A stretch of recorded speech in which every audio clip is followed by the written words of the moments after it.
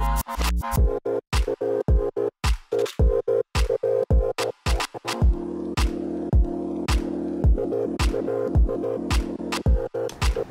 kembali lagi bersama dengan kami dalam Millennial Bubble. Bukan milenial yang hanya bawa perasaan, tapi juga bawa perubahan. Oke, nah kita akan ngebahas tentang satu tema yang luar biasa, satu tema yang dimana lagi happening hari-hari ini, yaitu adalah LGBT. Cinta yang dilarang. Bukan cinta terlarang ya. Cinta yang tapi dilarang. cinta yang dilarang. Cinta yang dilarang adalah ketika kamu masih SMP udah mulai pacaran, dilarang sama orang tuanya. Kita tuh mengundang karena gara-gara kita tuh pernah lihat di berapa tahun lalu sih acaranya? Itu 2000 berapa ya? 2015. Ada 2015 ya. 2015. Nah, 2015 itu kita pernah lihat ada acara namanya acara solusi, ya kan? Bukan solusi pinjaman duit, dana. Bukan solusi dana, ya kan? Nah, jadi ada solusi acara rohani Kristen. Nah, kan kita mau tanya dulu, gimana sih pandangan abang tentang LGBT tersebut? Oke, LGBT ini secara officially itu mulai terekspos secara umum itu abad ke-14 ya. Abad ke-14. Jadi waktu itu ketika orang-orang dari Prancis, orang Galia waktu itu ceritanya mereka dijajah oleh Jerman gitu. Nah, di situ ada sekumpulan orang-orang Prancis yang mengisolasi diri, mereka ini para pria. Tujuannya sebenarnya untuk membangun diri mereka sebagai prajurit gitu ya, untuk melawan tentara Jerman waktu itu gitu. Namun justru karena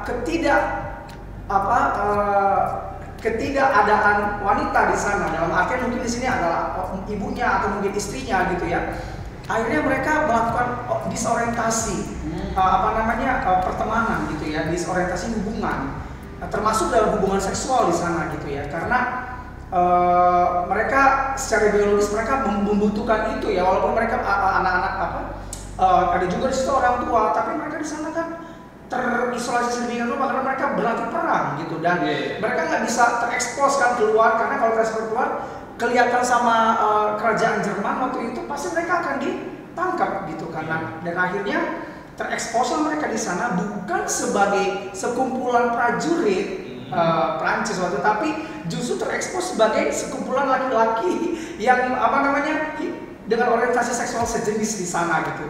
Dan akhirnya justru tempat itu kemudian hari terekspos sebagai tempat justru pelacuran pria di sana gitu. Dengar, itu abad 14 ya. Walaupun mereka di sana memang tetap ada pelatihan perang untuk mereka melawan tentara Jerman, kerajaan Jerman waktu itu, waktu jam kerajaan ya. Tapi justru malah berubah fungsi begitu jadi tempat seperti itu. Walaupun waktu itu Prancis sudah, waktu di zaman Napoleon ya, Prancis sudah terpisah dari Jerman gitu ya, tapi tetap saja komunitas itu tetap ada. Gaiety itu. G-A-I-E-T-Y, Gaiety orang-orang itu bilang. Kami adalah Gaiety, jadi society perkumpulan orang-orang itu gitu lah, maksudnya orang-orang yang nggak ada masalah, nggak ada beban, jadi bener-bener maksudnya kelompok orang-orang yang terbebas dari tekanan penjajahan sebenarnya, Gaiety itu. Tapi ujungnya malah jadi kebablasan begitu, dan itu jadi tren dan mulai tren ketika mereka mulai terekspos, justru malah itu jadi tren awal-awal di benua Eropa ya, khususnya Eropa Barat gitu, dimana dulu kan di zaman industri, di era industrial gitu ya, abad 17-18 itu tidak terkontrol gitu ya, kelahiran anak gitu ya. Bayangkan dalam zamannya Wesley aja, pendiri Metodis, itu sekeluarga mereka hidup di zaman industrial, era abad industrial 17-18. Bayangkan dalam satu keluarga bisa lahir 12 orang anak. Wesley kan 12 bersaudara waktu itu kan. Dan karena tak terkendali, akhirnya salah satu alternatif waktu itu menurut penelitian, dan ini memang ada sejarahnya, untuk mengendalikan kelainan anak yang tak terkendali gitu ya, mereka memakai metode itu. Jadi laki-laki dibuat dengan laki-laki dan akhirnya meninggalkan persetubuhan dengan perempuan. Tapi akhirnya kita lihat di zaman industrial itu, era industrial abad 17-18, bagaimana Eropa tuh hancur. Ada wabah pes waktu itu kan, ada wabah pes di mana hampir 70 juta orang terkena wabah pes, Black Death ya, wabah Black Death waktu itu. Dan saya tahu itu cara Tuhan untuk menghentikan itu di di benua Eropa Barat.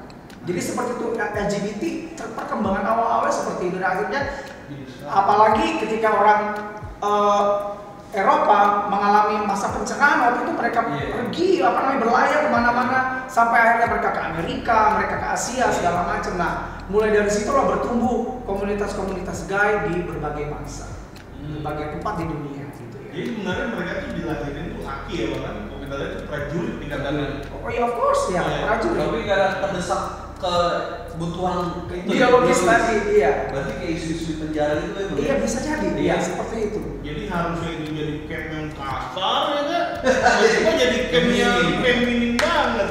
Nah, berarti bisa disimpulkan gini loh. Mereka kan iya bener ya, kok gue beli KDRT kan laki-laki nih.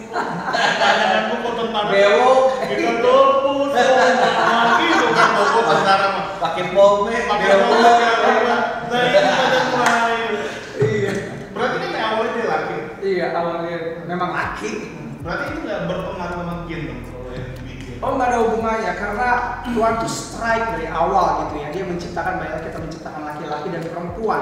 Nggak ada in between atau di antaranya tidak ada. Jadi kalau memang itu terjadi misalnya, loh kok dia orientasi seksualnya begitu, itu pasti karena dia pernah mengalami pertama hal yang paling utama yang pernah dia alami masa lalunya sebelum dia jadi seperti itu, dia pasti pernah mengalami pukulan secara jiwa, secara mental dia pasti pernah mengalami pukulan gitu ya, karena itu terlahir dari sebuah rasa sakit gitu loh. Dan dia berusaha memberontak tapi tidak bisa memberontak karena otoritas yang ada di atasnya dia menekan dia, sehingga dia ketika dia lepas dari otoritas itu dia dan tidak ada yang memberitahunya, tidak ada yang memberitahukan dia cara yang benar untuk melepaskan diri dari pengaruh tekanan itu. Nggak ada yang ngasih tahu gini caranya loh supaya terlepas dari tekanan itu. Akhirnya dia memberontak dengan caranya sendiri. Dan of course ya, semua yang kita lakukan dengan cara my way, dengan cara kita itu sudah pasti 100% ada intervensi kuasa roh jahat di sana. Kuasa kegelapan pasti udah mengintervensi di sana. Nggak mungkin seorang manusia bisa memulihkan dirinya sendiri. Nggak ada itu. Dia butuh orang lain atau yang pasti dia butuh Tuhan untuk dipulihkan. Nah, kayak misalnya biasanya kan kayak ada apologi atau pembelaan dari mereka bahwa kayak misalnya dari kecil itu udah agak feminin gitu karena faktor Y dan X itu yang mungkin yang kromosom itu lebih wanita itu lebih gede kepada anaknya gitu kan. Pada akhirnya lahirnya anaknya laki sih, tapi lebih orientasi itu lebih feminin. Nah sebenarnya kan dia tetap laki ya bang. Kemudian bukan gara-gara dia lebih sedikit feminin, tapi dia langsung punya kesukaan sama pria kan gitu. Tapi dengan sebaliknya juga gitu dengan wanita kan. Tetapi dengan lingkungan yang kita ketemu itu aja pada akhirnya dia berubah dia, oh ya berarti gue gini segala kayak gitu. Jadi sebenarnya di dalam diri seseorang baik pria maupun wanita, kalau yang dominan untuk pria itu kan ada hormon yang namanya testosteron. Ya, kalau yang perempuan namanya hormon estrogen, gitu ya, perempuan. Gitu. Nah, dalam diri seseorang baik pria maupun wanita punya itu dua-duanya, gitu. Ada dua-duanya.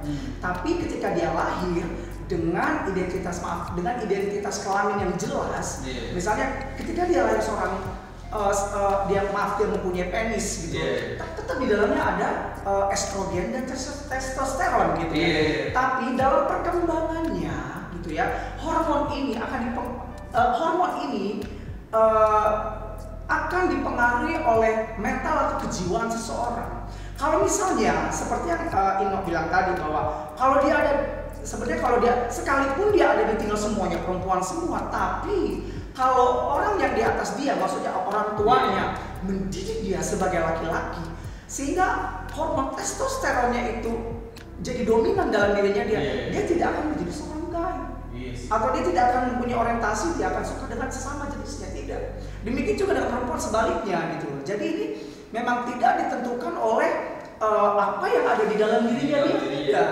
Jadi kalau secara gen, betul, secara gen dia tetap dominan seorang laki-laki ya, dominan testosteron. Seorang perempuan dia tidak akan menjadi seorang lesbian kalau memang dia dominan hormon estrogennya di dalam dirinya dia. Nah, yang mempengaruhi adalah kejiwaannya dia. Apakah orang tuanya seperti tadi dari kecil kok udah seperti keperempuan-perempuanan yang lagi itu tergantung orang tuanya. Kalau orang tuanya membiarkan atau menyuruh anaknya untuk berperilaku seperti itu, akan berubah nanti.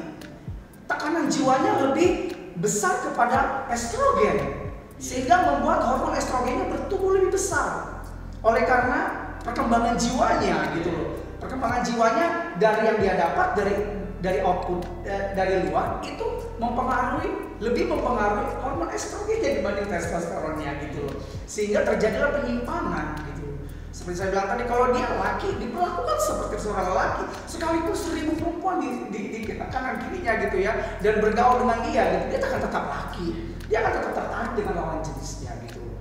Nah, demikian juga sebaliknya. Nah, ini terkait menarik nih. Kan kita tahu lah orang tua tuh nggak ada yang mau lah anaknya menyimpang ya. Betul. Ya, pasti orang tua mendidik ketika ada anaknya ini ada ini pasti akan dididik. Tetapi toh pun tetap jadi juga gitu. Aku pernah lihat tahu dari sebuah kisah gitu. Jadi ini anak tuh dari sebuah dari salah satu suku di Indonesia yang cukup keras. Iya.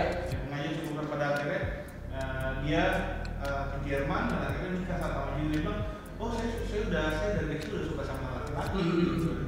Nah, berarti kan bukan berarti orang tuanya nggak mendidik. Nah, cara mendidik yang baik kalau tahu gimana? Sebenarnya begini, sekalipun kalau buat saya, selama dia masih orang tua, lalu kemudian si anak belum berumah tangga atau menghasilkan rumah tangga yang lain, gitu loh. Kan itu kan tujuannya. Kalau misalnya anaknya udah menikah, berarti walaupun bapak orang tuanya masih ada, tetap berarti ada rumah tangga yang lain gitu loh. Misalnya anaknya tinggal di rumahnya, sekalipun anaknya tinggal di rumah bapaknya, tetap ada 2 rumah tangga yang lain.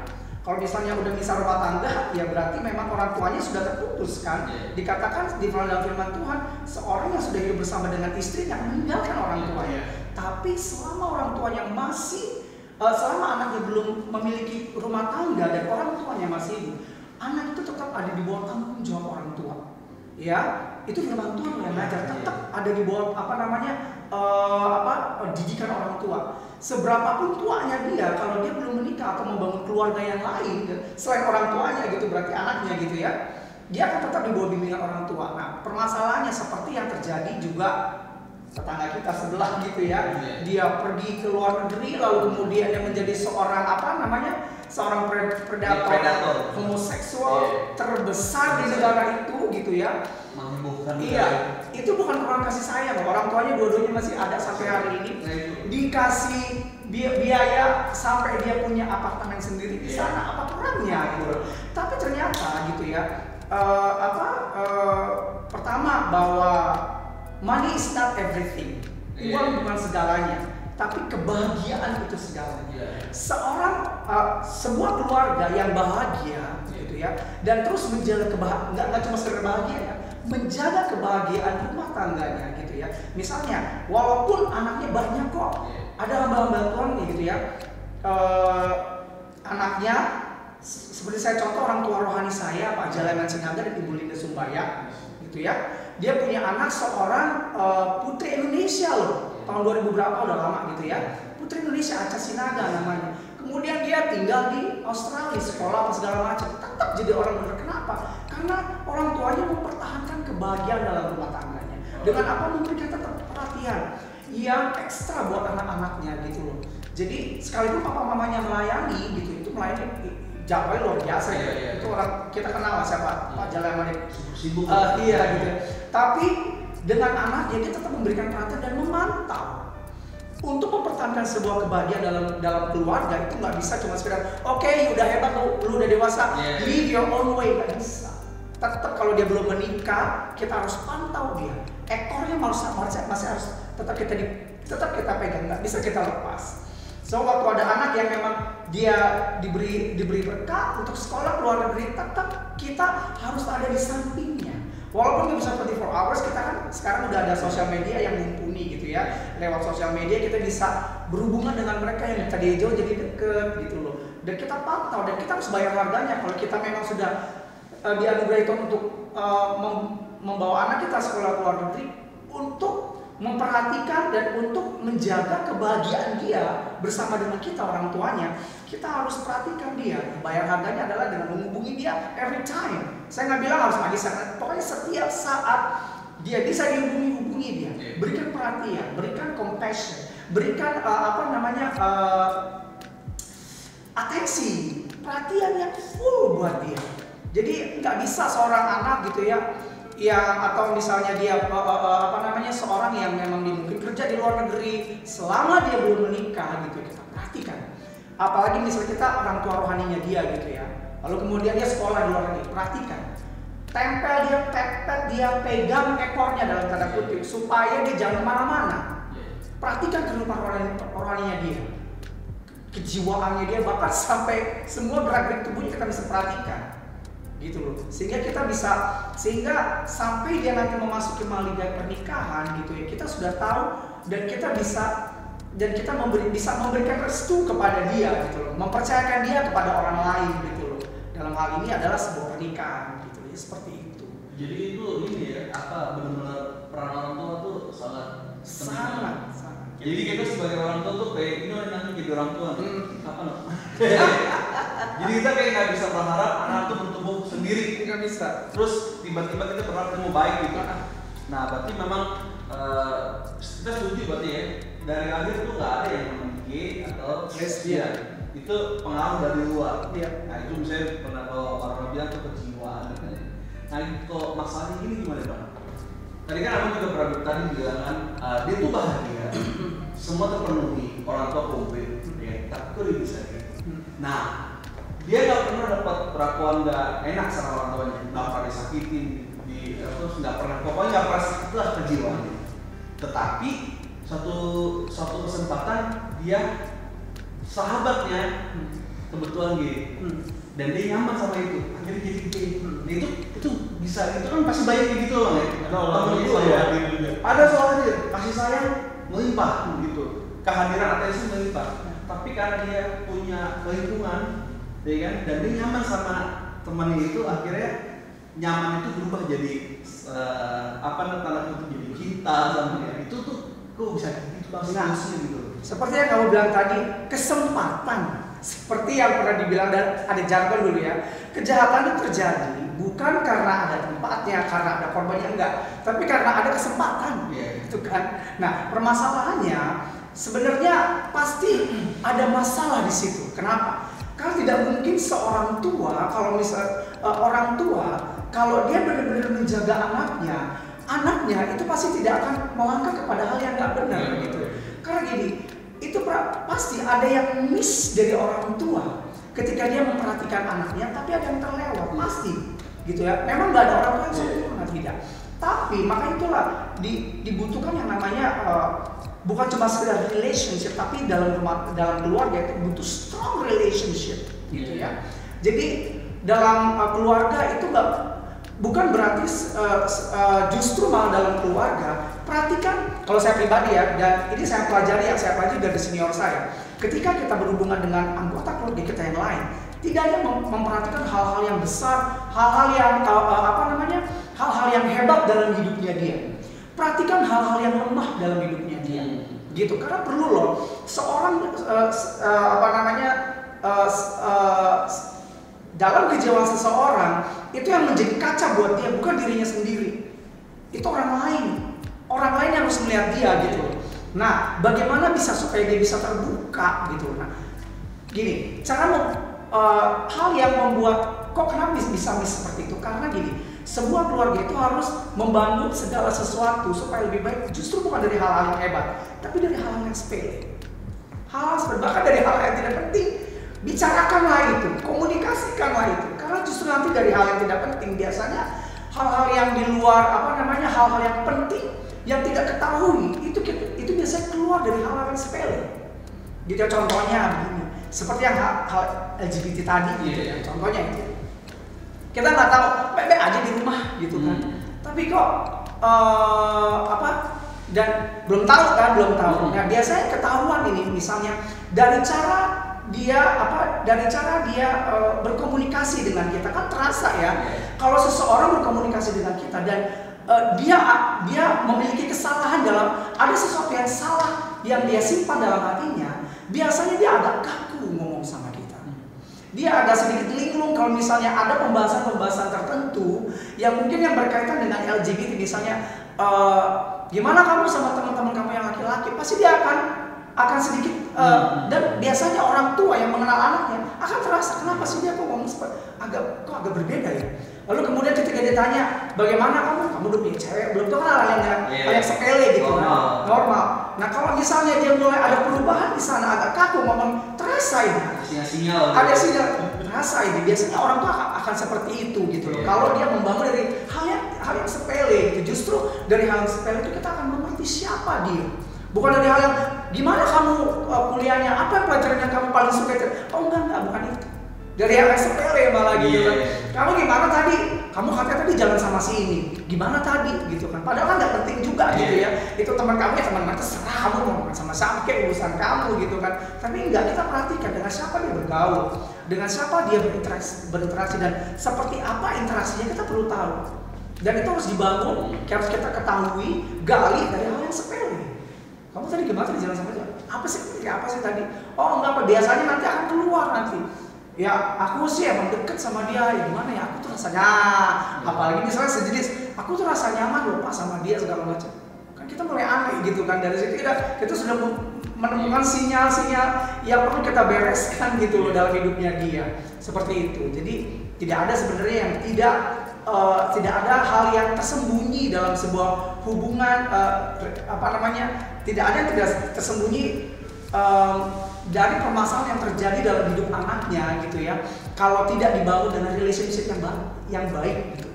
Dari justru relationship yang baik dari hal yang sepele gitu ya, antara hubungan orang tua dengan anak begitu. Jadi istilahnya kita ini nggak boleh komunikasi ya mana sebenarnya, dan itu yang harus orang tua yang mulai. Jadi dari mulai dari kecil kita udah mulai bangun, coba belajar komunikasi. Iya betul banget. Karena kalau udah gede kadang-kadang udah mulai gengsi nih Pak. Iya benar nggak? Iya benar. Udah mulai malas kan. Tapi kalau udah terbiasa dari kecil, kayak teman gitu ya. Iya udah gede tetap aja bisa ada komunikasi yang baik. Keep saying I love you. Itu masih sering jadi sehingga orang tua sudah membangun ikatan dengan anak. Iya. Lo pernah ngomong I love you Bapak? Pernah dong. Pernah. Sayang kamu bilang. Tapi kita sekarang telepon. Nah, tadi kan abang tuh udah banyak banget nih ngomong LGBT di dalam party, ya abang banyak tahu. Nah, gimana sih bang kalau dulu tuh kok pernah masuk ke dalam dunia tersebut? Oke. Di kesaksian dari Iya, kalau aku memang karena dasarnya pernah terluka ya gitu kan. Karena pernah terluka. Terlukanya justru bukan karena tidak diketahui orang tua saya tahu. Jadi tapi tidak percaya. Jadi saya pernah dilecehkan waktu saya masih TK, saya ingat waktu itu karena di rumah saya itu banyak yang tinggal gitu ya, saudara-saudara, dan akhirnya karena saya anak terakhir, jadi papa mama tuh mempercayakan saya untuk diasuh oleh salah seorang kerabat dari mama gitu. Dan akhirnya dilecehkanlah saya, dan ketika saya mengadu sama orang tua saya, malah mereka tidak percaya gitu. Wah kamu jangan macam-macam, itu kan dia lagi mandiin kamu, masa nggak dipegang, nggak dibersihin gitu kan. Tapi ini begini, nggak percaya. Dan berkali-kali saya ngadu sama mama saya nggak percaya, saya dimarahin gitu kan. Dan akhirnya saya simpan gitu kan. Saya simpan, lalu kemudian saya semakin diperlakukan tidak senonoh gitu, dan akhirnya sampai satu ketika kerabat saya ini pulang ke kampung gitu kan, dan tidak kembali lagi gitu. Sudah begitu saja, lalu kemudian itu SD ya, dan terpendam sampai lama, sampai kuliah terus. Bahkan sampai saya SMA saya pernah pacaran dengan perempuan gitu, ya biasa gitu. Normal.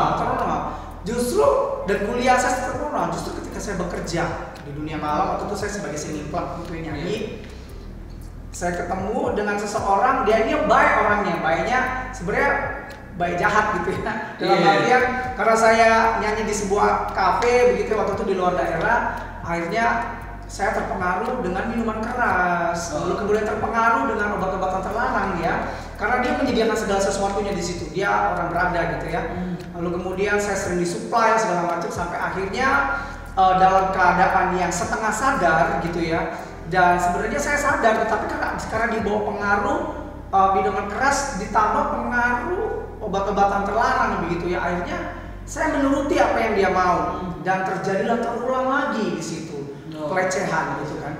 Tapi bedanya di situ saya seperti menikmati gitu loh. Karena itu kan terpendam ya di alam bawah sadar saya dan sudah lama sekali. Dan akhirnya ketika dia melakukan lagi saya seperti teringat. Tapi waktu itu saya awalnya saya kaget dan ingin sekali marah gitu ya, melawan gitu. Tapi kok saya menikmati gitu loh, karena waktu kerabat dari kerabat keluarga saya itu memperlakukannya kepada saya, memang awalnya saya menolak. Sampai akhirnya bukan saya menolak lagi, saya diam. Karena saya tidak bisa lagi melawan gitu ya. Dia jauh lebih tua dari saya gitu. Ini juga akhirnya terjadi juga ketika dia melakukannya sekali, 2 kali, 3 kali, akhirnya saya menikmati. Dan rusak saya di sana gitu kan. Dan parahnya lagi gitu ya, saya nggak hanya sekedar jadi gay, tapi saya bisex. Orientasinya 2, ke perempuan dan ke laki-laki begitu. Dan itu membuat saya hancur sekali. Kenapa? Beberapa kali saya bertunangan gitu ya, itu gagal terus. Gitu kan. Karena saya tahu pertama saya memang belum di dalam Tuhan, dan kedua memang orientasi seksual saya tidak bisa saya jaga gitu loh. Beberapa kali saya berpacaran dengan perempuan, ketahuan saya berpacaran dengan laki-laki juga. Kacau balau gitu di situ, dan akhirnya itulah yang terjadi gitu loh. Orang tua saya nggak tahu ya, sampai akhirnya Tuhan singkat cerita Tuhan lawat saya gitu ya dengan sebuah penyakit ya, penyakit kotor sih sebenarnya waktu itu ya. Dan akhirnya saya minta Tuhan untuk sembuhkan saya tanpa meninggalkan bekas dari penyakit tersebut, dan saya sembuh. Dan akhirnya saya mulai mulai memulihkan hubungan saya dengan Tuhan gitu, walaupun belum 100%. Saya jatuh lagi pakai obat-obatan terlarang begitu ya, dan saya overdosis. Akhirnya saya sempat hilang nyawa, tapi kemudian Tuhan membangkitkan saya, dan disitulah saya sungguh-sungguh sama Tuhan. Saya tinggalkan semuanya hidup yang seperti itu, dan akhirnya sampai di titik ini. Sebenarnya kayak tadi ya Bang bilang ya bahwa ternyata mengalami sebuah pelecehan. Iya. Kalau belum dipulihin tuh ternyata tuh ini ikut terus ya. Kayak bom waktu gitu. Betul. Padahal kayak sebenarnya kayak biasa aja. SMP pacaran, SMA pacaran sampai dengan perempuan, biasa aja. Makanya kalau belum dipulihin tuh bahaya berarti. Banget. Dia berarti kalau misalnya itu harus ada pemulihan. Karena kalau nggak dipulihin bukan cuma sekedar merusak dirinya dia, tapi akan jadi predator. Oh bisa benar. Bisa kan, dia akan balas dendam, dia akan rusak orang lain. Benar. Berarti itu kayak program HMC itu perlu banget. Sebenarnya saat RTS perlu banget. RTS HMC itu perlu banget. Jadi yang rindu RTS atau HMC kok. Berdoa dan komen di bawah. HMC online ya. Produk online. Bisa. Why not? Kenapa enggak? Itu jadi itu berapa tahun Bang Abang di dalam sama oknum tersebut? Oke. Saya mulai nyanyi mau itu tahun 96, lalu kemudian saya ketemu dia tahun 97. Berakhir di 2003. Sekitar 6 tahun. 6 tahun. Dia suplai Abang? Iya, betul. Semua. Sampai uang. Karena kan uang seperti itu, uang gaji saya itu easy go gitu ya, gampang datang, gampang juga pergi. Justru supply ke orang tua saya dia yang kirim. Gaji saya habisin sendiri gitu. Sampai kayak begitu. Jadi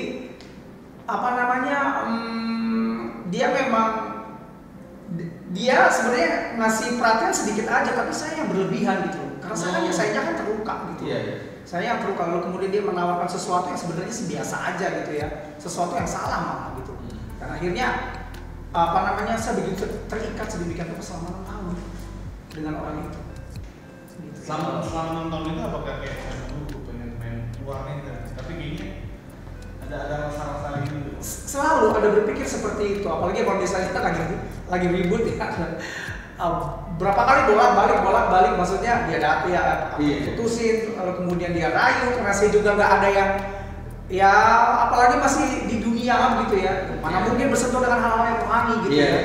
Dia balik karena saya juga butuh gitu kan, akhirnya balik lagi gitu jadi seperti itu keadaannya. Jadi sebenarnya kayak orang kayak dalam dosa-dosa kayak hal tersebut kayak misalnya gay, LGBT atau sebenarnya tuh orang mau berubah gitu ya. Iya, tapi terkadang kalau udah terbongkar itu kadang-kadang tuh kayak bingung, gue pengen selesai tapi nggak bisa gitu. Makanya penting banget peran gereja tuh untuk kayak mulihin banyak orang-orang. Bang. Terus di satu sisi bener gak sih Bang? Saya ada temen gini, dia normal gitu. Orang saya kerja di satu perusahaan yang ini anak muda semua di sini. Waktu itu umur 18 tahun kalau nggak salah gitu. Orang satu intinya sama-sama tematinya sama-sama. Jauh banget orang waktu kita interview seluruh cewek nih, ya. Pas masuk kerja dia bergaulnya temanannya dekatnya sama gay keras nih, saya pakai rok dia cowok nih rok. Gitu. Seminggu kemudian dia berubah jadi pakai rok. Temannya normal. Oke. Itu aneh jadi sih bisa begitu ya Bang? Oh iya. Nah makanya kan disebut LGBT, lesbian guy, bisex, LGBT, transgender. Nah kalau yang seperti itu bukan gay sebenarnya, tapi walaupun awal orientasi gay, tapi lama-lama jadi transgender. Why? Kenapa transgender? Karena dia merubah orientasi sampai ke bentuk cara berpakaian. Itu transgender. Dia berusaha menjadi perempuan. Kalau gay tidak, dia tetap laki-laki, tapi orientasi seksualnya gitu ya kepada laki-laki gitu. Kalau gay, kalau transgender dia merubah cara dia berpakaian sampai cara berpakaian, cara fisiknya dia berubah menjadi seorang perempuan, mengorientasikan dirinya sebagai perempuan. Kalau gay enggak, dia tetap dia hanya orientasi seksualnya aja. Tapi kalau transgender dia akan sampai orientasi berpakaian, orientasi cara berpikir, bahkan juga transgender itu bahkan sampai orientasi hormonnya dia sampai menyuntikkan estrogen supaya dia kayak misalnya Ino nih ada jenggotnya, kalau diperbanyak hormon estrogen yang disuntikan ke dalam tubuhnya itu akan hilang, akan rontok dengan sendirinya gitu loh ya, sampai nggak numbuh lagi kumis, bulu kaki rontok juga, nah seperti itu gitu loh. Nah itu yang namanya transgender. Kenapa? Dan itu sebenarnya udah benar-benar itu jauh lebih sulit mengubahnya daripada seorang gay, jauh lebih sulit gitu. Karena itu udah sampai ke tubuhnya. Kalau gay itu di roh dan di jiwanya, tapi cara berpakaiannya dia masih seorang pria, bertutur kata pria, berperilaku pria, diajak berantem lagi masih berantem gitu, masih bahkan nggak sedikit yang di tempat bisnis gitu ya. Cowok tempat gym, cowok banget, badannya sterek gitu. Kontek-konteknya nggak ada sama ada. Tapi justru malah orientasi seksualnya malah begitu gitu ya. Jadi itu lebih ke arah kepada transgender daripada gay. Jadi dia bisa dia berubah pakaiannya. Jadi kan ada juga artis Hollywood ya yang merubah jadi transgender gitu segala macam. Dia nggak hanya sampai di titik gay, tapi dia melangkah sampai transgender. Ada bahkan yang sampai mengubah kelaminnya jadi perempuan atau jadi laki-laki. Terus kan kalau orang bisa jadi dari normal ke gay, itu alasannya karena dia bilang sosok ini yang bikin gue nyaman, bahkan lebih dari orang tua gue atau pacar gue gitu. Temannya cowok bikin gue nyaman, akhirnya gue malah jadi suka dan cinta sama dia. Itu tuh sebenarnya bukan dari cowoknya, bukan dari pihak luarnya sebenarnya. Itu dari dalam dirinya sendiri. Kenapa? Oke, dia ada seorang teman yang memang bikin nyaman dirinya. Tapi secara nanti kalau misalnya orang tuanya sudah mendidik dia dengan benar gitu ya, dia pasti akan diberi sinyal dalam hatinya. Kalaupun misalnya bukan Roh Kudus, tapi ada namanya hati nurani. Sebenarnya hati nurani itu isinya Roh Kudus juga gitu sebenarnya. Hati nurani akan menolak. Kenapa? Karena sudah tahu gitu loh. Ini nggak mungkin, gua akan main pedang-pedangan sama dia. Jeruk makan jeruk ini. Kan sudah jelas banyak disayangkan gitu ya, pedang-pedangan, jeruk makan jeruk ini nggak mungkin gitu. Tapi pasti ada hal yang membuat dia tidak bisa menolak. Gitu kan. Di satu sisi karena secara kejiwaan dia merasa nyaman, pasti ada sesuatu yang menjamin dia, membuat dia tetap nyaman bersama dengan dia. Sesuatu yang menjamin. Gitu. Kalau nggak ada yang menjamin, dia akan tinggalkan itu. Kayak saya gitu ya. Kenapa saya bolak-balik saya? Karena ada yang menjamin saya secara keuangan dan secara kenikmatan gitu loh. Dia juga dijamin abis-abisan Bang. Kosan bagus, mobil, duit, semuanya. Wow, pasti. Perhatiannya lebih banget. Iya. Makanya dia mau. Iya, kan nggak hanya modal cuma gue sayang sama lo, gue kan kasih perhatian bohong. Kalau tidak dibuktikan dengan fasilitas, jaminan gitu loh. Pasti ada sesuatu yang menjamin yang membuat dia akan tertarik. Kalau yang itu menarik tuh. Kok segitu agresifnya yang game misalnya yang mungkin yang game berduit gitu. Bisa dia mau ini nando nih gitu. Dia sampai menjamin nando gitu. Kok dia sampai segitu agresif itu? Kenapa bisa begitu? Karena begini kan. Apalagi yang sering terjadi, ini yang terjadi ya di lapangan dengan anak-anak rohani saya. Ini yang apa namanya dalam tanda kutip yang jadi cowoknya ini apa namanya kan ada cewek ada cowok gitu kan di dunia mereka ya. Bottom sama bottom kalau bikin bottom. Jadi yang bottom ini kayak perempuannya ya. Jadi yang perempuan yang apa itu bedanya? Saya kurang tahu. Kalau di saya dulu apa ya bedanya? Pokoknya dia kalau yang cowoknya lebih mendominasi gitu aja sih, lebih mendominasi. Jadi ayo ikut sama gua gitu kan. Pasti kan dijamin kan itu kan mau ngapain lo enggak usah susah. Yang ngebosin lah ya. Yang ngebosin gitu. Kalau open table tuh ngebosin lah. Terus kan ini gimana? Iya. Oh dia agresif banget. Iya, agresif karena gini. Apa namanya? Apalagi kalau misalnya nih yang terjadi dalam kehidupan anak rohani saya gitu ya. Mereka tuh justru dapatnya yang sudah menikah. Dari pria yang sudah menikah. Menikah dengan wanita. Punya anak, malah dia udah punya anak. Tapi mereka kebanyakan dari mereka bilang begini. Mereka melakukannya Bang, karena mereka memiliki sensasi yang berbeda ketika mereka dengan laki-laki, dengan istrinya, dan juga dengan laki-laki. Mereka mempunyai kok dibilang, bahkan ada beberapa di antara mereka bilang begini, mereka bilang bahagia loh Bang dengan keluarga mereka, bahagia. Lalu kenapa mereka ada sensasi yang berbeda? Saya tahu sensasi berbeda itu yang berasal dari roh kegelapan, roh jahat, iblis ya. Karena tidak mungkin itu muncul begitu saja dari dalam dirinya dia, tidak. Sehingga dia mau melakukan itu karena dia tidak puas dengan pernikahan dia. Bohong kalau dibilang bahagia. Kalau bahagia dia akan tetap bersama dengan istri. Apalagi anak lagi. Iya. Nah tidak bahagia itu kenapa? Pasti ada luka yang pernah terjadi dalam dirinya dia. Atau mungkin gini dong, kan ada bilang kalau misalkan ada orang kecanduan pornografi, ya, kecanduan pornografi itu, misalkan dulu kalau kita masih follow itu kayak misalkan ada wanita telanjang itu kayak udah sumringah ya apa lama-lama kalau kita udah terbiasa kita selalu mencari yang lebih deep atau yang lebih jorok atau yang lebih ekstrim, lebih vulgar ya. Nah, fantasi kemungkinan nggak sih fantasi itu yang orang yang kecanduan video porno itu yang membuat fantasi itu lama-lama aku bosan nonton video akhirnya lihat yang gay dan pada akhirnya fantasi baru itu yang membuat membentuk kepribadian dia untuk kayaknya coba deh jadi bisex gitu. Bisa jadi karena kan kalau abang cerita bahwa itu udah menikah kan orang itu. Iya. Bisa kayak gitu. Iya, bisa karena gini dia memberi makan kepada jiwanya seharusnya kan bukan itu gitu ya. Karena sebenarnya makanan yang dia harus tahu bagaimana misalnya sama juga dengan adik-adik rohani saya gitu ya. Padahal mereka udah tahu salah gitu ya. Tapi ketika mereka dipaksa membangun hubungan seperti itu, maaf oleh nasabah mereka gitu ya. Otomatis dia harus tahu bagaimana cara melayani nasabah tersebut. Bukan nasabah orang tersebut kan nggak ngerti gitu kan. Nah mulailah diajarin sama laki-laki tersebut untuk ini lihat ini begini caranya begini dan akhirnya terpengaruh.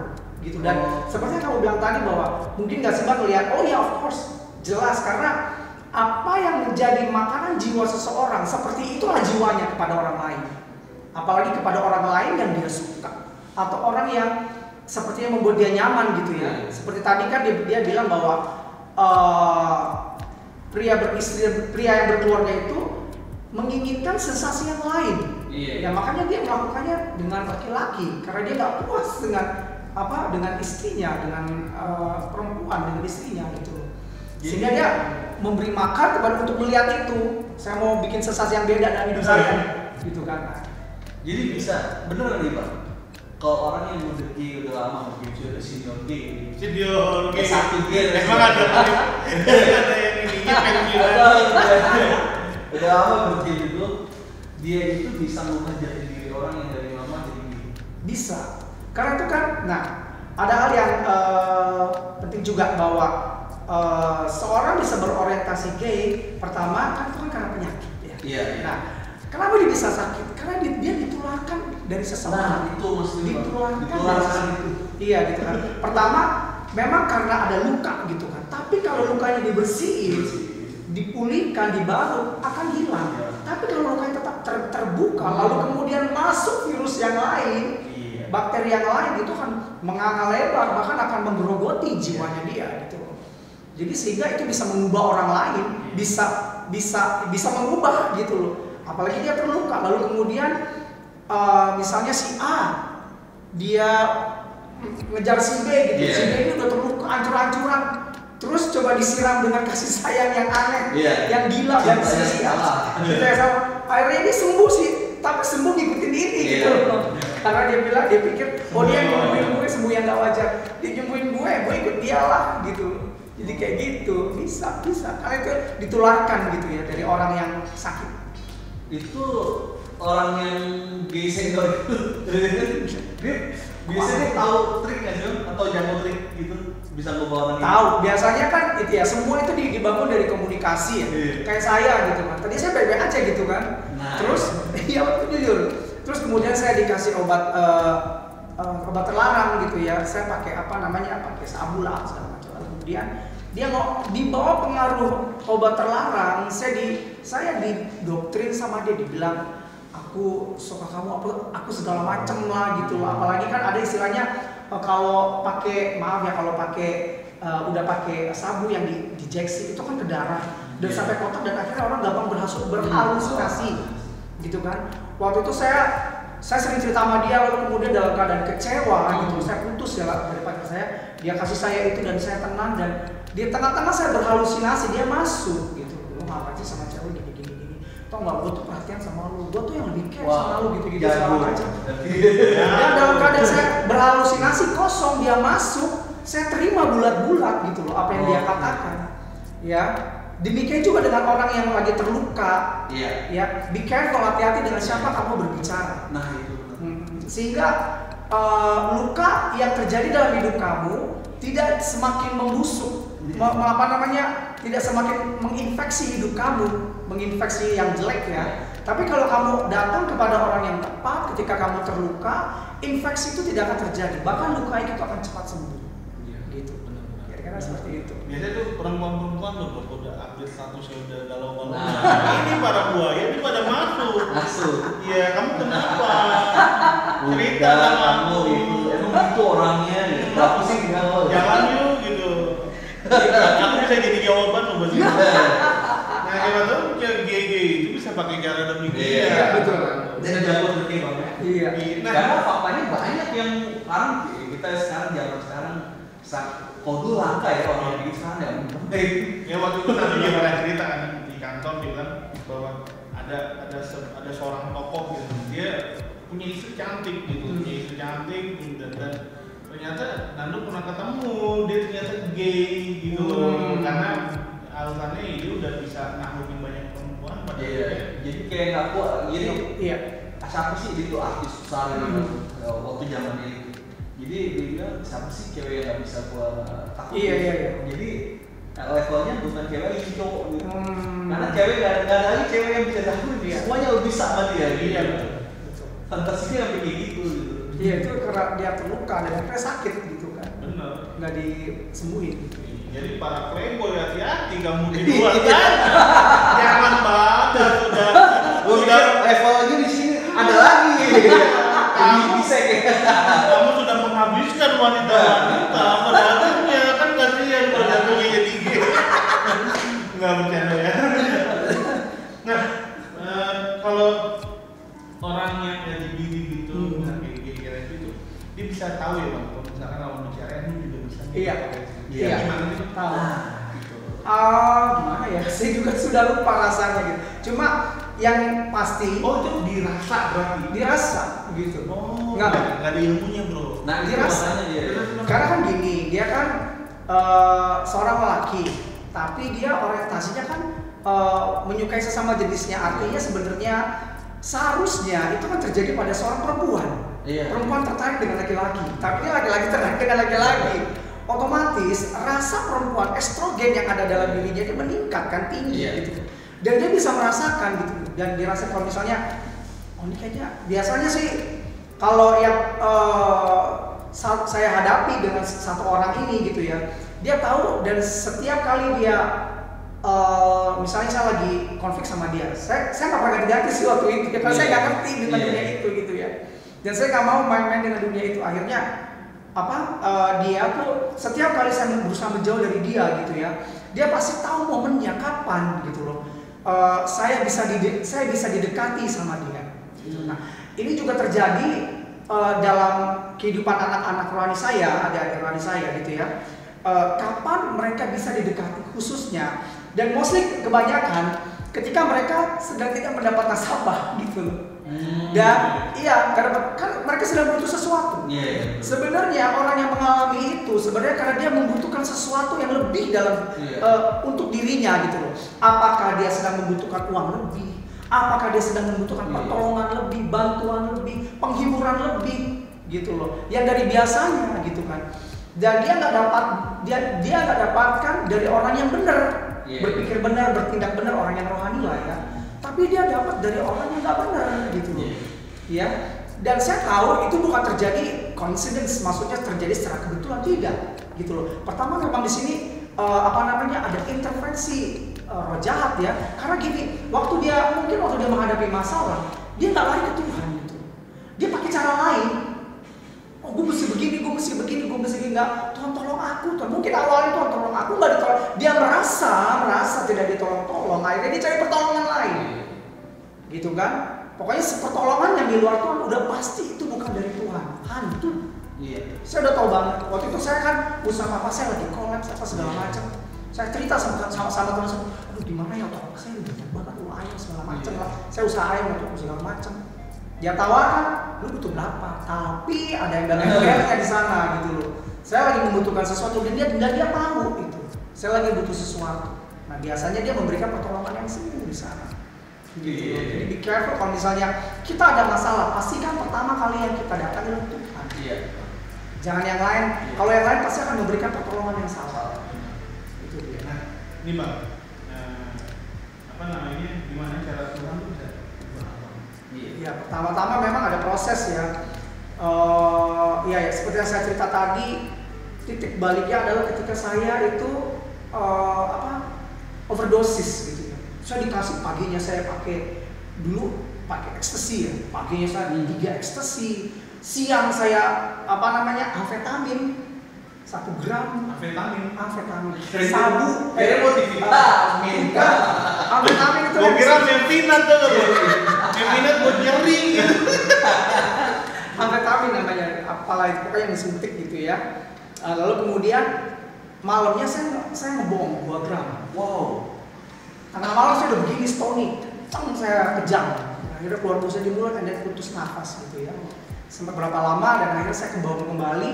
Dan waktu saya agak hilang gitu, bukan hilang bener ya, tapi saya tahu itu saya diizinkan Tuhan gitu ya, masuk ke alam yang saya tahu itu adalah alam maut ya, belum neraka gitu. Dan saya diizinkan Tuhan kembali gitu loh, karena saya tahu ada tugas yang besar yang Tuhan pengen saya lakukan gitu ya. Dan saya sadar, kemudian saya bertobat gitu loh.